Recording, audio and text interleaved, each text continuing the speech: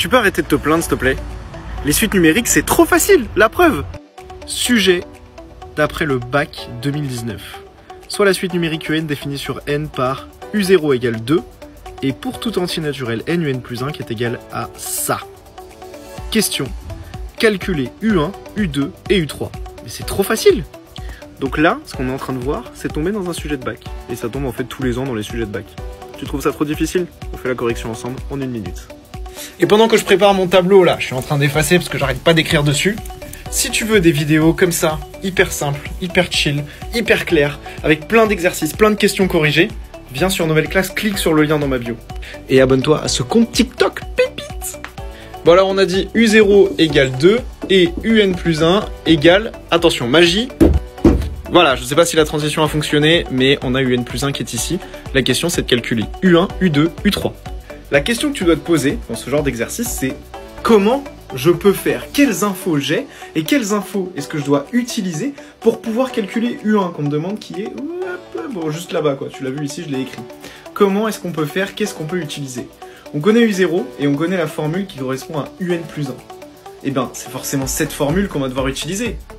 Enfin, je veux dire, il n'y a que ça, je ne peux utiliser que ça. Donc je vais utiliser la formule de UN plus 1 et je vais donc considérer que U1 c'est UN plus 1. Mais du coup, qu'est-ce qui correspond à U1 en reprenant cette formule du N plus 1? Eh bien, c'est de dire que U1, c'est U0 plus 1, tout simplement. On va prendre U1 et on va placer U1 dans la position UN plus 1.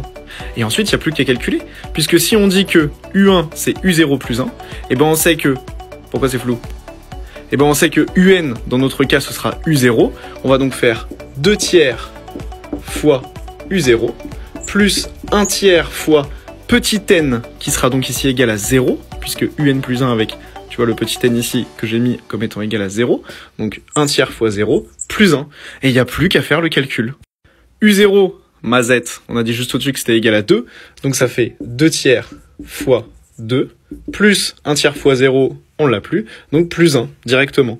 Ici, 2 tiers fois 2, ça fait donc 4 tiers, plus 1, qu'on peut dire comme étant égal à 3 tiers. Donc ça fait tout simplement 7 tiers.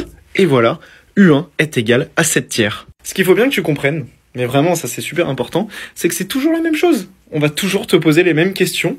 Dans 80% des cas, on va te demander de calculer U1, U2, U3, U4, U0, sur des suites qu'on va te donner dans les sujets de bac si tu as un exercice sur les suites numériques. Donc retiens bien cette méthode, et tu pourras l'utiliser partout.